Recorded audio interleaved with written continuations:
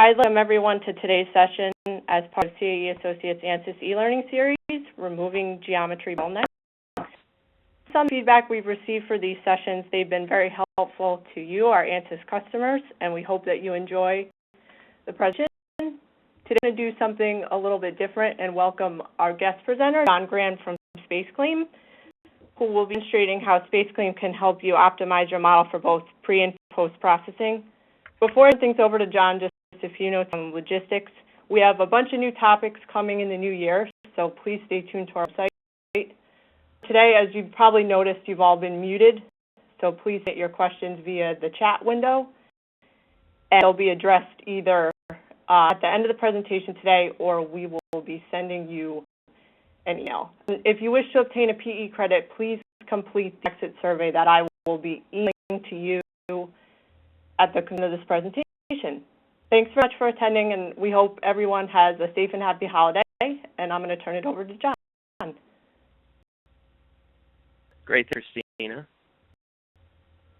Give me a second, get my screen activated.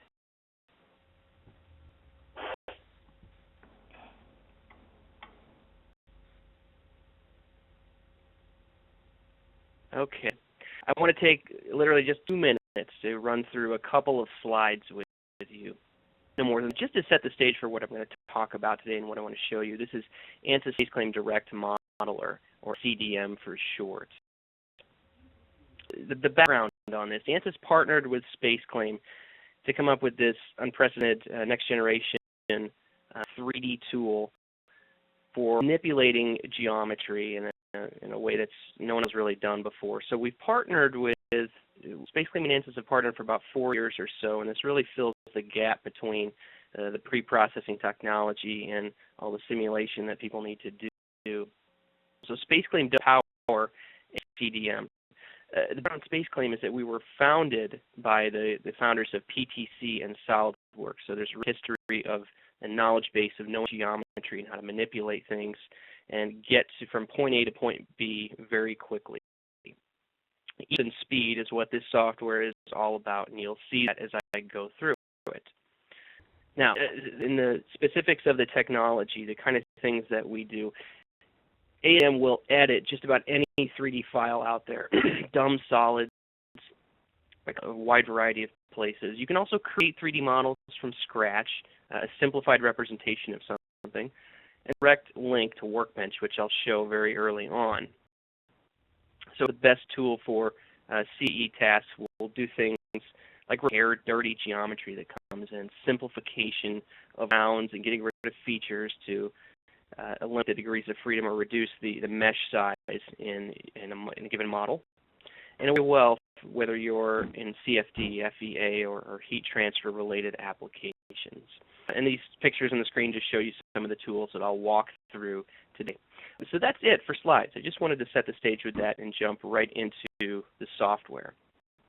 Now, it's a model that was given me. It's actually a step file. Now, before I jump into this, let me show you the different file types that SpaceClaim will open up. I'm highlighting the screen right now. Basically, if it's a 3D file, if it came from a 3D system, and even then some, you can import that into SpaceClaim, into CDM, and manipulate the geometry, optimize it, create parameters, send it over to Workbench, all those things. All right, let me get a flavor of that now. The premise of the ease of use and simplicity of the software is built around the 4 major tools I'm highlighting at the top: pull, move, fill, and combine. So we think you accomplished by far the majority of your tasks by using those. And I'll walk you through those to one extent or another in this demonstration. This model opened up, like I said, was a step file. So I don't know where it came from. I don't know who created it, but I know I've got things I might need to do to simplify it. With a tool like Move, it's very easy to take geometry and say, I want to move certain features, certain faces to one location or another. If I get rid of things, the tool called Fill deletes that. Now, the name may sound a little counterintuitive on those 2 features I have selected, but think of holes. If you want to fill in a hole, this is where you use that tool. It works extremely well on like rounds for simplifying a model. So I could double-click, intelligently gather a chain of rounds or chains of rounds, plural, and fills in and wipe those out in seconds. So Sim does a remarkable job at simplifying things. And you seamlessly go in and out of tools too. You can see I'm still in the Move tool, but I'm invoking that Fill tool to get rid of things. So very easy to do. I keep saying it as I go along, so I want you to understand. You'll see it, just how easy this is to walk through. If I flip down to the back side, a lot of these pegs come in through. Usually how I can use that Fill tool, select things and get rid of them, but I really want to do this on the 100 or so pegs on the back side. Well, this tool is all about selection and intelligently selecting things. There's a method of selecting called power select. It looks similar geometry in the model, namely, in this case, for similar size rounds. And so I selected 108 rounds, use tool, quickly a selection tool. Now I can fill all those in and wipe out. With the rounds down at the bottom of all these pegs, use that power select tool. Rounds that are the same size. Now, it'd grab a couple extra ones. If I want those, maybe I don't. If I don't want them, you can see above all those pegs, I could deselect them by double-clicking. And the same in the other locations. But just go ahead and keep those. I'll keep them selected and get rid of them. Again, Fill tool will take, in this 130 rounds, and we'll out. Now let's keep going. Let's keep getting all these cones. I've gone with that power select, and instead of selecting a round of the same size that wouldn't be appropriate here or make sense, I use it to select all the faces that have the same surface area. And it's getting just about everything. So a powerful search technique, we say sometimes it's like Google search within, or pick your favorite search engine, within Space Claim. Now with a couple of sharp cones, hey, that's easy. A box select technique, and the operation gets rid of that. So I've quickly simplified the inside of that model. Let's do the same thing on intrusion sticking on the outside. I may like to go ahead and get rid of those rounds that were at one time selected, and a small little bump. Because maybe what I end up testing this, but I find out I may need to put a rib in here to add some additional support. And you just want to play the what-if scenario and see what happens if you add some kind of geometry somewhere. And if it enables you to get to the results you're looking for.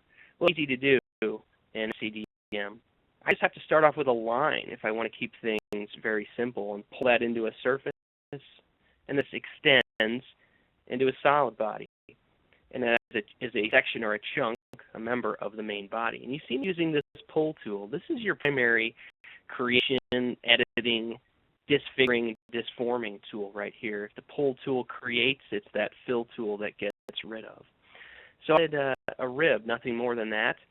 I could easily change the size of this and say I want it to be, I want to dictate the width of it 74 thousandths now. Maybe you want it to be 50 thousandths. So precision is very easy to achieve anywhere in SCDM. Maybe a rib, and you want to control the width of both of these.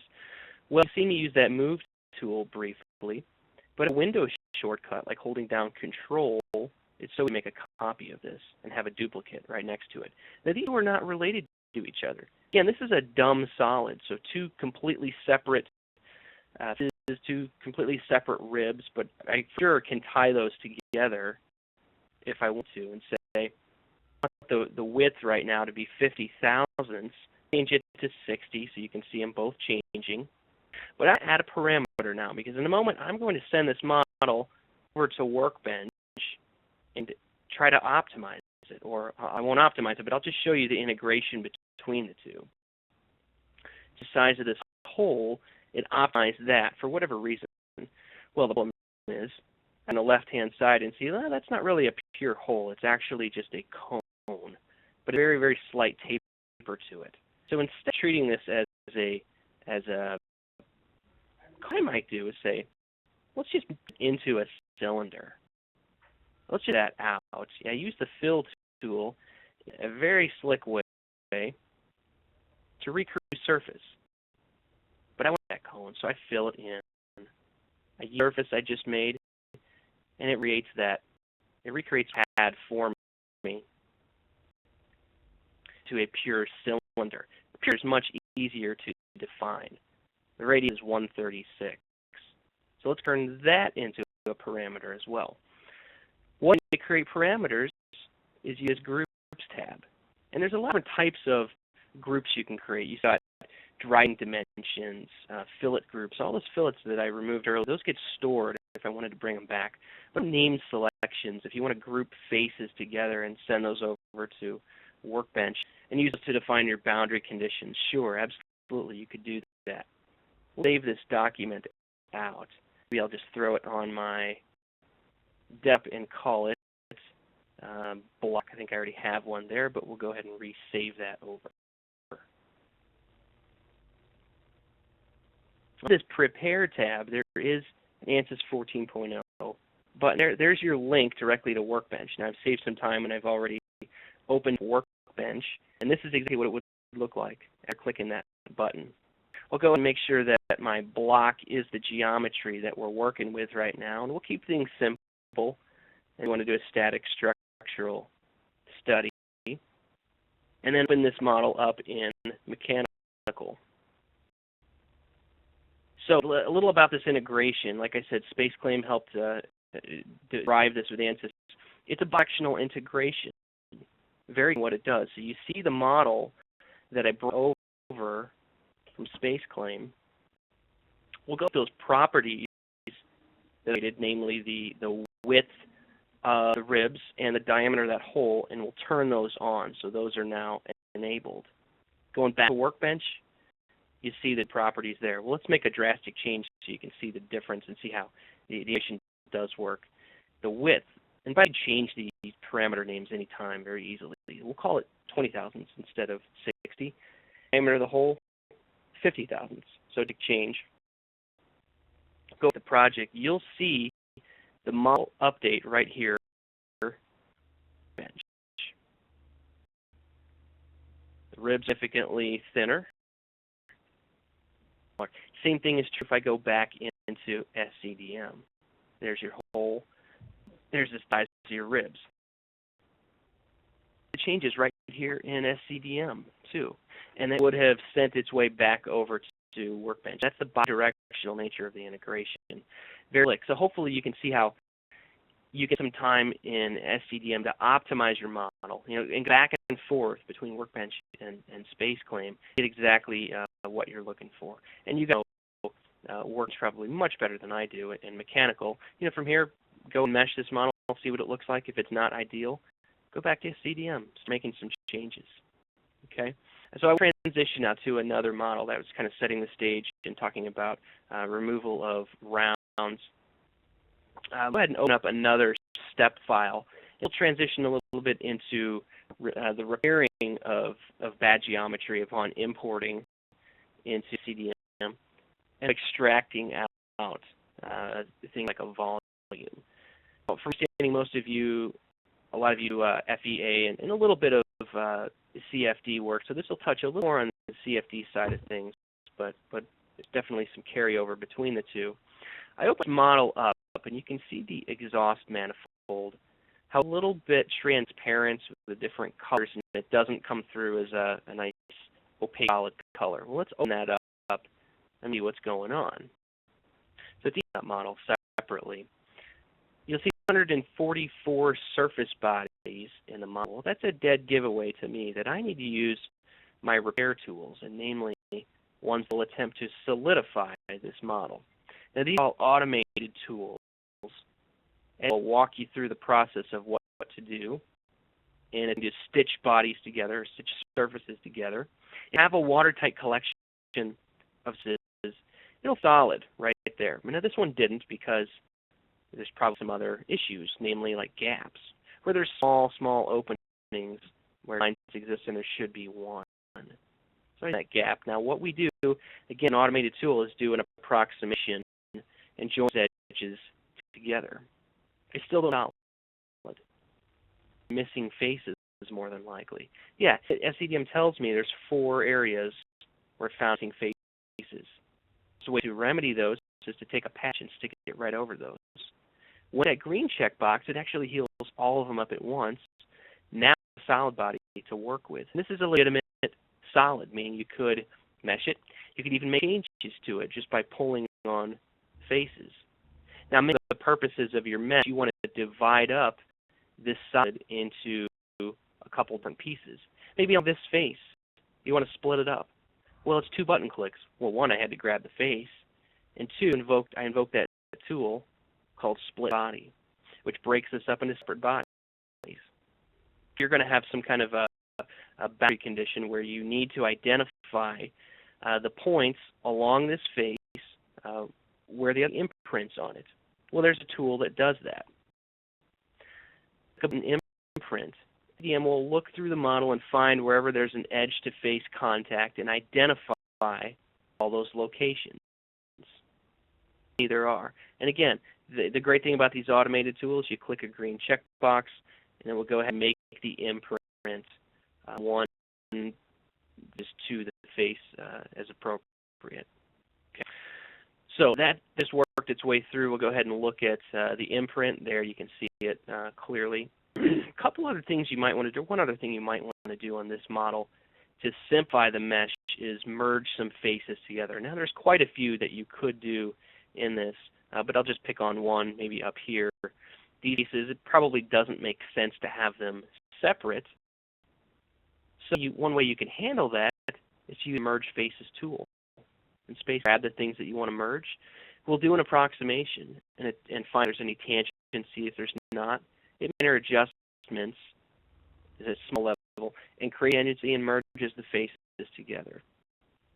So you through the model and find all those, merge anything and everything that you want together. With small faces too. I don't think there are any in this model, but it will find tiny faces that fall under a threshold or over a threshold and wipe for you. It'll essentially merge them with faces nearby in the model. So these tools are very much related to each other, but that's how they work. Let me go back to the main model. There's actually a lot of things I could do, and I typically do on this, but I want to shorten it up for the purposes of this demonstration. I want to create a solid volume that represents the inside, wherever air and wherever gases can flow. It could be a very complicated thing to do in your typical CAD system. It's really not difficult to do in SpaceClaim. I hide a couple components that I don't want or I don't need. But in order to create this solid body that represents the inside, I really need to make sure that there's no openings in the model.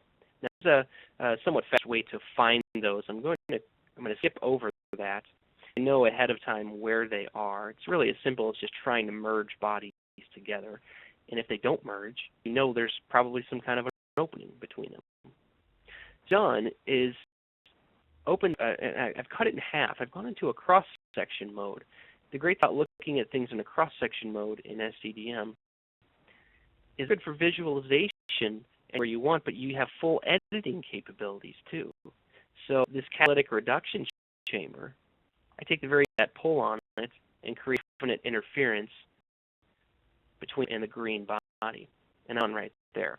Now again, I know ahead of time there's another opening on this body. Let's go ahead and find it. I think it is right over here. Again, I'll go into, select an axis and go into a cross-section mode. And I'll jump for a moment. You can clearly see where gas could escape out. So look at that. Pulling one body into another, I may elect to make a new surface. So again, even in this cross-section mode, I can start creating geometry. A new surface, a ring, namely. Pull that will make the definite interference between the two bodies and merge them together. And you're probably not concerned with the geometry around the edges like that, and that could very well be adequate. And that there's some openings here is maybe translation didn't come through correctly, or maybe the engineer that gave you this model neglected to put certain components in there for whatever reason. But you have the power to go correct these minor problems, which could be major problems, in SpaceClaim. All right, now it's time to create that volume. Again, this could be very difficult to do and a lot of steps in any other pre-processing 3D system. We've got it down to just a couple of button clicks in SpaceClaim.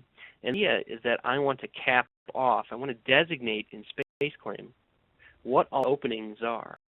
Well, there's one opening on the end at the manifold. Just tell SpaceClaim an inside surface from where to start. I've capped the openings. I tell inside surface, and I click green checkbox, and that's it. So essentially, 4 button clicks, and I have the internal volume. Now let me have everything else except for this volume. Where that gases could go. Now here the fun is, this is where your optimization really begins. So you could send this model over to Workbench, do whatever you need to do to SpaceClaim to modify this. Maybe you care about the angle of this catalytic reduction chamber. Sure, go ahead and modify it. Even modifying the real geometry, I'm modifying the volume extraction. So you see how this is true simulation-driven design. Optimize your design through the results, and this is really unprecedented because unfortunately the simulation of a lot of models tends to fall way down the line, and it doesn't have time to work its way back into designs. Now you can really do that in an unprecedented way with SpaceClaim. All right, let's transition to another model. It's going to be the last one I want to show, and then we'll turn things over to questions. We'll go over it and talk about some beams and elements, because I know this is very important for FEA. Here's a simple step file. By the way, it's so easy just to drag and drop things right at SpaceClaim, and it quickly opens them up. Really easy to do. So this is a lot of thin body elements, and there's a lot of things we need to do to optimize this. From a designer's perspective, this may be complete, but from analysis perspective, no way. Not at all. There's things you have to do. And we'll get it to just a couple of button clicks. In Space, there's a surface tool, dedicated for taking thin body parts, thin wall parts, and taking out the mid-surface. We'll fill the offset pair, click a green box, again, that automated tool, and we'll hide the main body and show you just the mid-surface. Now that's just one mid-surface. Do I want to go through this whole model and do it on every thin body part? And not. That's kind of a waste of time and a poor use of tools, so we really streamlined it and did a search. We'll give a couple search, maybe a half an inch up to 2 inches. We'll do a big box select, and system essentially find all the faces that you can mid-surface. And it found a few there. Click the green box, and we checked out the mid-surface of all those. That's very fast. Not a bunch of them that I missed. That's okay. I run through another operation and do the rest of them with a box select. And I'm all done. Now that's surfaces. Up in a nice, clean component in your structure tree. Synchronize them, turn on or off, do whatever you want with them. You know, I really don't want to look at all those mid-surfaces in my tree individually. It kind of gets a little messy. So let's just right-click and move to a new component. It's so easy just to drag and drop things or group things differently in SpaceClaim however you want. So you name this, call it mid-surface plural. And I want to hide those for a moment because I'm done with them. Let's get rid of them. What left on the screen is everything you need to extract out as a 1D beam element. Well, cool for that too, extract. Same workflow, same kind of thing. Grab something that's a beam element, and we'll turn to a beam right away. Now, to simplify things, to show you just the wireframe, but you can always go back and show sort of a silhouette of what that cross-section actually is. And what we've done in the structure tree is show you all the extracted beams. If you want to go through and look at the cross-section of any of these, sure, you can do it very easily, and you modify it. So if I modify that cross-section in any way, it will go through. The cross-sectional properties will get transferred to Workbench as well so that you can properly run an analysis that you want. That said, the designer may think that everything included in this model looks good from their perspective, from a manufacturing perspective, but certainly not from your perspective. There's a lot of nodes, a lot of edges that do not touch each other, and faces that don't have contact with edges either. Now, hopefully you've seen some ways that I could do that. I could take edge, for example, and start pulling on it and have it snap up to a certain location if I want to. That's a way to do it, but I would say that's probably the very slow way to do it. Now I actually performance and start taking edges and node points. I may say, let's take that mid-surface. There's a couple of them in the middle, and get of all those edges where the cross-signal members go through. It's as simple as taking edges and filling them in.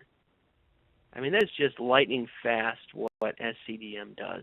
It's simplifying all those edges and just extending out the natural progression of that face. All right. So how do you correct all the edges? And you guys probably know what I mean, but I'll just zoom in and show you exactly what I'm talking about.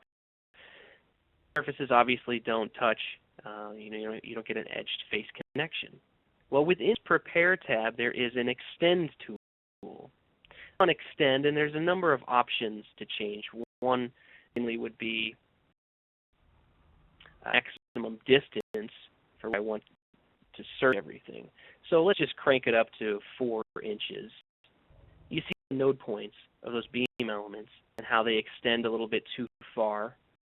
If I zoom one of them and click that area, you'll see it back over to the right, and now it's coincident with the face of our cylinder. There's certain edges that need to extend upwards a little bit or downwards, depending on your perspective. I'll zoom in and click it. Automatically extends up to that face. To go through these individually, but again, a green checkbox will go through them all and take care of the problem for me. That some faces don't need to extend, they need to be trimmed back. So there's an option to invoke that lets me do that. Now, a little bit too many because my minimum distance was set too high. So if I drop that back to, say, 1 inch, that's more the appropriate amount. There's a couple other options in here to control as well. I'm not going to go through these with you, but the point is, you can get things done very quickly, very easily here in the software. Take, for example, when I click that partial intersection button, it's a little L-shaped cut. Maybe you want that, maybe you don't. Simplification purposes, might be easier just to get rid of it. So we follow those little problems and let you extend elements just like that. And again, this model would be complete. You could send this over into Bench, run your analysis as needed on it. One more thing to show. This element doesn't really intersect the outer cylinder, that mid-surface. You want the beam element to actually touch it, but you don't really want to move the location of that cross-section of where the structure member actually is. Well, that's easy to do. Going to a cross-section mode might be an appropriate or a good way to view this, and looking straight down at it. I could just tell Space Claim to go ahead and keep the beam fixed, but move the element whatever direction I want. I'm going to snap it. I can only add precision. Remember that I can snap it up to the very end of, or the cylinder diameter. And thing with the right-hand side. Back into the 3D mode. You see how that is to do. Element, the 1D element is on the OD, but the cross-section is where it remains. One thing I wanted to show that I forgot about.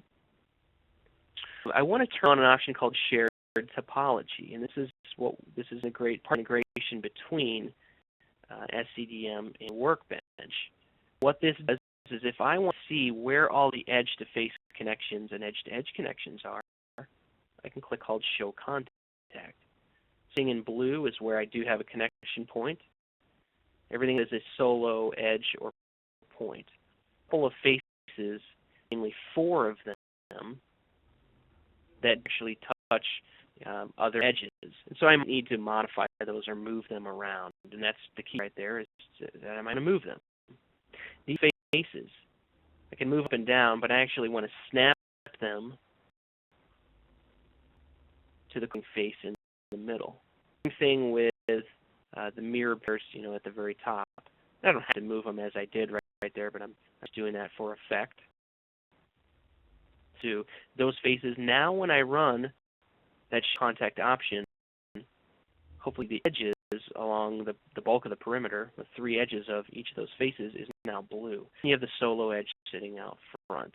So it'll really give you a great visual indication of if you have all your contact points and your nodes lined up properly. All right, that's all I had to show you guys. So we've kept this right around half an hour. That was my goal. And I'm sure you have questions. Go ahead and turn it over to you guys now. And look at, see if there's any questions coming through chat box.